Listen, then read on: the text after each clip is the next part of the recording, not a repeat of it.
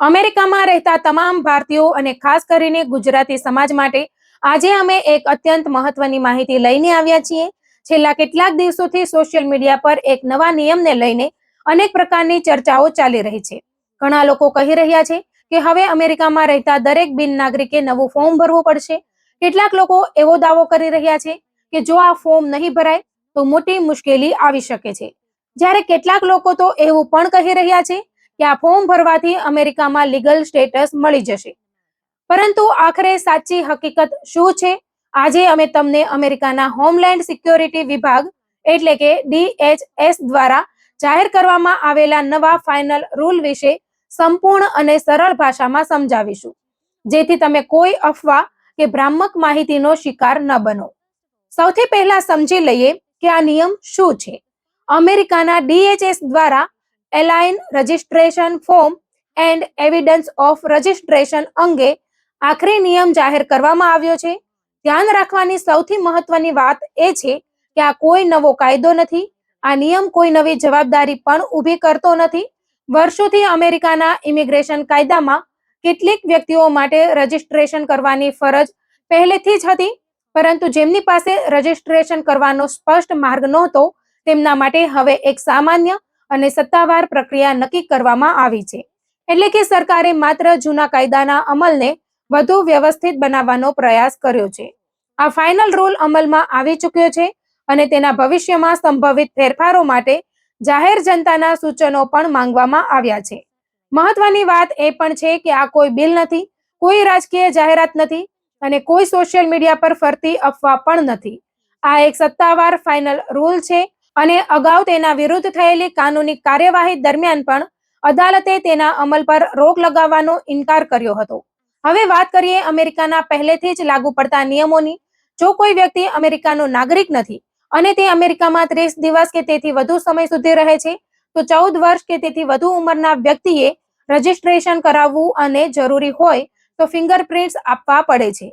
જો બાળકની ઉંમર 14 વર્ષથી ઓછી હોય તો તેનું રજિસ્ટ્રેશન તેના માતા-પિતા અથવા કાનૂની વાલી દ્વારા કરાવવાનું હોય છે. પરંતુ અહીં એક મહત્વની બાબત છે. જો કોઈ બાળક અમેરિકાની અંદર જ 14 વર્ષનું થાય તો તેના જન્મદિવસ પછીના 30 દિવસની અંદર ફરીથી રજિસ્ટ્રેશન અને ફિંગરપ્રિન્ટ્સ આપવાની પ્રક્રિયા કરવી જરૂરી બની શકે છે. ઉપરાંત 18 વર્ષ કે તેથી વધુ ઉંમરના દરેક રજિસ્ટર્ડ બિન નાગરિકે પોતાના રજિસ્ટ્રેશનનો પુરાવો હંમેશા પોતાની સાથે રાખવાનો નિયમ પણ વર્ષોથી અમલમાં છે.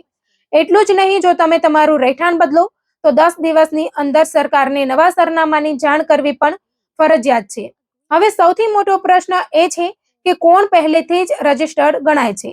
જો તમારી પાસે ફોર્મ I-94 અથવા I-94A છે, જો તમે ગ્રીન કાર્ડ ધારક છો એટલે કે તમારી પાસે ફોર્મ I-551 છે, જો તમારી પાસે વર્ક પરમિટ એટલે કે ફોર્મ I-766 છે અથવા તમને ઇમિગ્રેશન કોર્ટ તરફથી નોટિસ ટુ અપિયર જેવા સત્તાવાર દસ્તાવેજો મળ્યા છે, તો સામાન્ય રીતે તમે પહેલેથી જ રજિસ્ટર્ડ ગણાવ છો.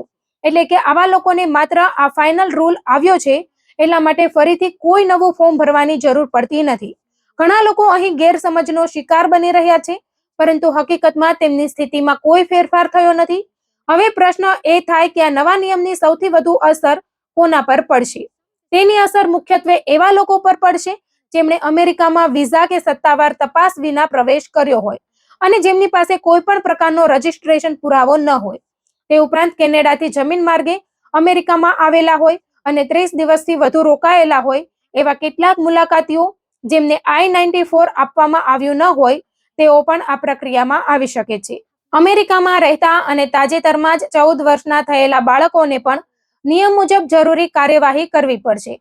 કેટલાક એવા લોકો પણ છે જેમની ઇમિગ્રેશન અરજી પેન્ડિંગ છે, પરંતુ હજુ સુધી તેમને I-94, ગ્રીન કાર્ડ, EAD અથવા કોર્ટનો સત્તાવાર દસ્તાવેજ મળ્યો નથી.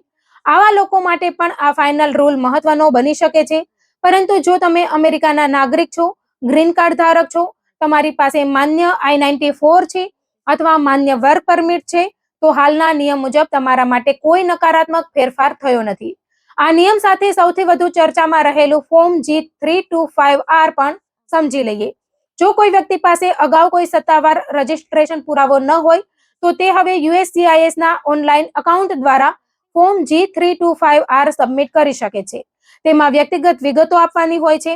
ત્યારબાદ જરૂર પડે તો બાયોમેટ્રિક્સ માટે અપોઇન્ટમેન્ટ આપવામાં આવે છે, જ્યાં ફિંગરપ્રિન્ટ્સ, ફોટોગ્રાફ અને સહી લેવામાં આવે છે. પ્રક્રિયા પૂર્ણ થયા બાદ ઓનલાઈન એકાઉન્ટમાં USCIS દ્વારા રજિસ્ટ્રેશનનો સત્તાવાર પુરાવો ઉપલબ્ધ કરાવવામાં આવે છે, જેને ડાઉનલોડ અથવા પ્રિન્ટ કરી શકાય છે. પરંતુ અહીં સૌથી મોટી ગેરસમજ દૂર કરવી જરૂરી છે. ફોર્મ G325R ભરવાથી કોઈ વ્યક્તિને અમેરિકામાં લીગલ સ્ટેટસ મળતું નથી. તેનાથી ગ્રીન કાર્ડ મળતું નથી, વર્ક પરમિટ મળતી નથી, એસલાયમ મળતું નથી, TPS મળતું નથી, DSCA મળતું નથી અને દેશ નિકાલની કાર્યવાહી પણ આપમેળે બંધ થતી નથી. આ માત્ર રજિસ્ટ્રેશનની પ્રક્રિયા છે, કોઈ ઇમિગ્રેશન લાભ નથી. હવે જાણીએ કે સરકાર કયા દસ્તાવેજોને રજિસ્ટ્રેશનના માન્ય પુરાવા તરીકે સ્વીકારે છે.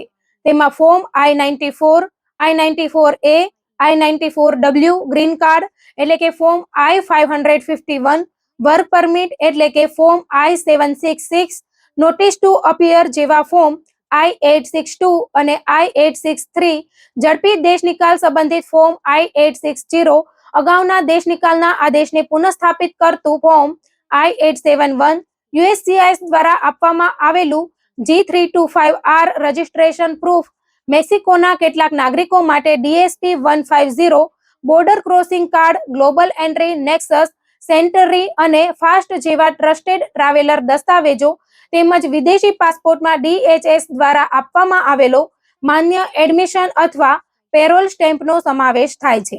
એટલે જો તમારી પાસે આમાંથી કોઈ માન્ય દસ્તાવેજ હોય તો તે રજિસ્ટ્રેશનના પુરાવા તરીકે માન્ય છે. હવે પેન્ડિંગ કેસ ધરાવતા લોકો માટે એક મહત્વની વાત. ઘણા લોકો પાસે માત્ર રિસિપ્ટ નોટિસ હોય છે અને તેઓ માને છે કે તે જ રજિસ્ટ્રેશનનો પુરાવો છે, પરંતુ હકીકતમાં માત્ર અરજી સ્વીકાર્યાની રસીદ હંમેશા રજિસ્ટ્રેશનનો પુરાવો ગણાતી નથી. ઉદાહરણ તરીકે ગ્રીન કાર્ડ માટે કરેલી અરજીની રિસિપ્ટ નોટિસ આપમેળે રજિસ્ટ્રેશન પ્રૂફ બની જતી હોય છે. હાલમાં DHS આ મુદ્દે જાહેર સૂચનો માંગે છે કે પેન્ડિંગ અરજીઓ ધરાવતા લોકોને આખરી નિર્ણય આવે તે પહેલા યોગ્ય રજિસ્ટ્રેશનનો પુરાવો કેવી રીતે આપી શકાય. હવે સોશિયલ મીડિયા પર ચાલી રહેલી કેટલીક મોટી અફવાઓની વાત કરીએ. પ્રથમ અફવા એ છે કે હવે દરેક બિન નાગરિકે ફોર્મ G325R ભરવું ફરજિયાત છે. આ સંપૂર્ણપણે ખોટું છે. જો તમારી પાસે પહેલેથી I-94, ગ્રીન કાર્ડ અથવા EAD જેવા માન્ય દસ્તાવેજો છે તો તમે પહેલેથી જ રજિસ્ટર્ડ છો. બીજી અફવા એવી ફેલાવવામાં આવી રહી છે કે હવે EAD પુરાવા તરીકે માન્ય નથી. આ પણ ખોટી માહિતી છે. હાલના ફાઇનલ રૂલ હેઠળ EAD સંપૂર્ણપણે માન્ય પુરાવો છે. ભવિષ્યમાં કોઈ ફેરફાર થાય કે નહીં તે અંગે માત્ર જાહેર સૂચનો માંગવામાં આવ્યા છે. ત્રીજી અને સૌથી ખતરનાક અફવા એ છે કે ફોર્મ G325R ભરવાથી અમેરિકામાં લીગલ સ્ટેટસ અથવા પ્રોટેક્શન મળી જાય છે. આ દાવો પણ સંપૂર્ણપણે ખોટો છે.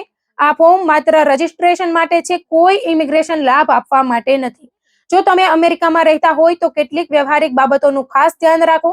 તમારા બધા મહત્વના ઇમિગ્રેશન દસ્તાવેજો જેમ કે I-94, passport stamp, green card, EAD, court notice અને અન્ય દસ્તાવેજોની ડિજિટલ અને પ્રિન્ટ બંને નકલો સુરક્ષિત રાખો. તમારા દસ્તાવેજોમાં નામ, જન્મ તારીખ અને એલિયન નંબર જેવી વિગતો બરાબર છે કે નહીં તેની ચકાસણી કરો. જો કોઈ ભૂલ હોય તો સત્તાવાર પ્રક્રિયા દ્વારા સમયસર સુધારો કરાવો. ક્યારેય ખોટું સરનામું ન આપો અને સરનામું બદલાય તો સમયસર જાણ કરો. કોઈ પણ ફોર્મમાં ખોટી માહિતી, નકલી તારીખો અથવા ખોટો રોજગાર ઇતિહાસ લખવાની ભૂલ ક્યારેય ન કરો, કારણ કે તે ગંભીર કાનૂની મુશ્કેલીઓ ઊભી કરી શકે છે. જો તમારો કોઈ ગુનાહિત ઇતિહાસ હોય, દેશ નિકાલનો ઓર્ડર હોય અથવા તમારો અસાયલમ, TPS, DSCA અથવા અન્ય માનવતાવાદી કેસ પેન્ડિંગ હોય તો સોશિયલ મીડિયા પર મળતી સલાહના આધારે નિર્ણય લેવાના બદલે અનુભવી ઇમિગ્રેશન વકીલની સલાહ લેવી સૌથી યોગ્ય રહેશે. અને અંતમાં એક ખૂબ જ મહત્વની વાત, આ માહિતી માત્ર સામાન્ય માર્ગદર્શન માટે છે. તેને કાનૂની સલાહ માનવી નહીં. દરેક વ્યક્તિની ઇમિગ્રેશન પરિસ્થિતિ અલગ હોય છે અને તેના આધારે કાયદાકીય જવાબદારી પણ અલગ હોઈ શકે છે. સાથે સાથે સોશિયલ મીડિયા પર ક્યારેય પણ તમારો એલિયન નંબર, પાસપોર્ટ નંબર, જન્મ તારીખ, કેસ નંબર અથવા અન્ય ખાનગી દસ્તાવેજો જાહેરમાં શેર ન કરો. આવી માહિતીનો ખોટો ઉપયોગ થઈ શકે છે અને તમારી સુરક્ષા માટે જોખમ બની શકે છે. તેથી સત્તાવાર માહિતી પર જ વિશ્વાસ રાખો, અફવાઓથી દૂર રહો અને કોઈ પણ મહત્વપૂર્ણ નિર્ણય લેતા પહેલા યોગ્ય કાનૂની માર્ગદર્શન જરૂર મેળવો.